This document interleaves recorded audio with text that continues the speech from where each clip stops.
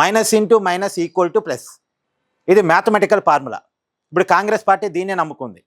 మీరు చూడండి, గత కొన్నాళ్ళ క్రితం కర్ణాటకలో సీఎం మారారు. సిద్ధరామయ్య చేతి నుంచి డీకే శివకుమార్ చేతికి సీఎం పగ్గాలు వచ్చాయి. డీకే శివకుమార్ చేతికి సీఎం పగ్గాలు వచ్చిన తర్వాత తనకు అనుకూలంగా ఉండే వాళ్ళతోటి కొత్త మంత్రివర్గాన్ని ఏర్పాటు చేసుకోవాలని డీకే గారు అనుకున్నారు. మంత్రివర్గాన్ని షఫ్లింగ్ చేశారు.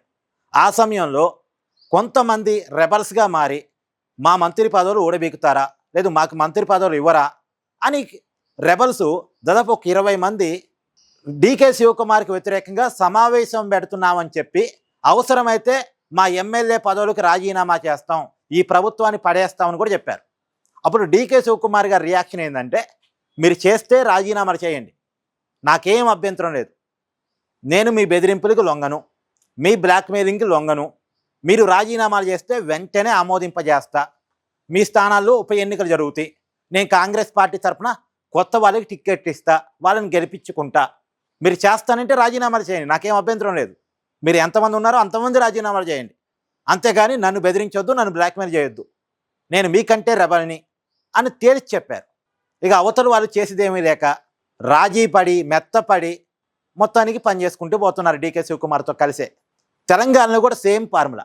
ఇప్పుడు చూడండి, కొండా సురేఖ ఈ మధ్యకాలంలో, అంటే ఆమె ఎక్కడ డైరెక్ట్గా మాట్లాడేది కానీ వాళ్ళ కూతురు మాట్లాడతారు. ఇప్పటికి 2 సార్లు మాట్లాడారు. కొండా సురేఖ కూతురు మాటల వెనకాల ఖచ్చితంగా కొండా సురేఖ ఉన్నారనేది రేవంత్ రెడ్డి గారి టీం అభిప్రాయం. అలాగే కోమటిరెడ్డి రాజగోపాల్ రెడ్డి, చిన్నారెడ్డి కొంత ప్రభుత్వానికి వ్యతిరేకంగా కాంగ్రెస్ పార్టీలో జరుగుతున్న పరిణామాలకు వ్యతిరేకంగా మాట్లాడుతున్నారు కదా. వీళ్ళందరి మీద చర్యలు తీసుకునే విషయంలో ఏమాత్రం వెనకడిగేసేది లేదు అనేటువంటి సంకేతాలని ఇప్పుడు రేవంత్ రెడ్డి టీం పంపిస్తుంది. నిన్న కాంగ్రెస్ పార్టీ సిఎల్పి సమావేశం కొంతమంది ఎమ్మెల్యేలతో జరిగింది. ఒక 15 మంది ఎమ్మెల్యేలు, 5 ఎమ్మెల్సీలు. ఆ సమావేశానికి ఖచ్చితంగా రేవంత్ రెడ్డి గారి హస్తం ఉండకుండా అయితే ఉండదు, ఖచ్చితంగా ఉంటుంది. ఆ ఎమ్మెల్యేలంతా చెప్పింది ఏంటంటే, పార్టీకి వ్యతిరేకంగా ఎవరైతే మాట్లాడుతున్నారో వాళ్ళందరి మీద చర్య తీసుకోవాల్సిందే. మళ్ళీ ఎవరా ఎమ్మెల్యేలు? కొండా సురేఖ ఏ జిల్లాలో అయితే ఉంటారో, అంటే వరంగల్ జిల్లా, ఉమ్మడి వరంగల్ జిల్లా సంబంధించిన కొంతమంది ఎమ్మెల్యేలు, అలాగే కోమటిరెడ్డి రాజగోపాల్ రెడ్డి ఏమో ఉమ్మడి నల్గొండ జిల్లా నాయకుడు కాబట్టి నల్గొండ జిల్లాకు సంబంధించిన కొంతమంది ఎమ్మెల్యేలు, అలాగే చిన్నారెడ్డి గారి నియోజకవర్గానికి కొద్దిగా అటు ఇటుగా ఉండేటువంటి కొంతమంది ఎమ్మెల్యేలు. అంటే ఎవరైతే 3 రెబల్స్ ఉన్నారో ఆ 3 రెబల్స్కి వ్యతిరేకంగానే నిన్న కాంగ్రెస్ ఎమ్మెల్యేల మీటింగ్ జరిగింది. ఆ రెబల్స్కి సంకేతాలు పంపించారు. ఆ మీటింగ్ ద్వారా వాళ్ళ మీద చర్యలు తప్పవు అనే సంకేతాలు పంపించారు. అంటే ఎవరైనా కామెంట్ చేస్తే వాళ్ళని పిలిచి మాట్లాడటమో వాళ్ళని బొజ్జగించడమో ఉండదు, తీసి పక్కన పడేయటమే. ఇప్పుడు కొండా సురేఖ మంత్రి పదవిని తీసేస్తారని ప్రచారం జరుగుతుంది.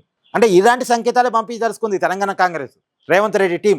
ఏమాత్రం వాళ్ళని బొజ్జగించడమో బతీలాటమో చేసే అవకాశమే లేదు. మామూలుగా ఏమనుకుంటారంటే, కాంగ్రెస్ పార్టీలో ఏదైనా అగ్రెసివ్గా మాట్లాడితే పార్టీ అధిష్టానం భయపడిద్ది, రేవంత్ రెడ్డి గారు భయపడతారు, పిలిచి మాట్లాడతారు, బొజ్జగిస్తారు అని అనుకుంటారు. కాంగ్రెస్ పార్టీలో కొద్దిగా అతి ప్రజాస్వామ్యం ఎక్కువ, అది ఒకనాడు. కానీ ఈనాడు అతి ప్రజాస్వామ్యాన్ని భరించడానికి ఇప్పుడున్న కాంగ్రెస్ నాయకులు సిద్ధంగా లేరు, కాంగ్రెస్ నాయకత్వం సిద్ధంగా లేదు. ఆ సంకేతాలే కర్ణాటకలో పంపించారు, ఇప్పుడు తెలంగాణలో కూడా పంపిస్తున్నారు. సో మొత్తానికి ఇప్పుడు కొండా సురేఖ మంత్రి పదవి ఉంటుందా ఊడుతుందా అనేది పెద్ద ఎత్తున నడుస్తున్న ప్రచారం. కానీ దీని ద్వారా ఒక సంకేతాలు అయితే, ఇండిస్ప్లైన్గా ఉంటే మాత్రం ఊరుకునేది లేదు అనేటువంటి సంకేతాలు మాత్రం క్లియర్గా పోతున్నాయి. అక్కడ కర్ణాటకలో పోయినాయి, ఇప్పుడు తెలంగాణలో కూడా పోతున్నాయి. ఇప్పుడు నిజంగా కొండా సురేఖ మీద చర్యలు తీసుకుంటే రేపొద్దున రేవంత్ రెడ్డి గారికి వ్యతిరేకంగానో, ప్రభుత్వానికి వ్యతిరేకంగానో, పార్టీకి వ్యతిరేకంగానో మాట్లాడాలంటే ఇంకొకరు భయపడతారు, భయపడే పరిస్థితి ఉంటుంది. అది కొత్త కాంగ్రెస్ ఫార్ములా.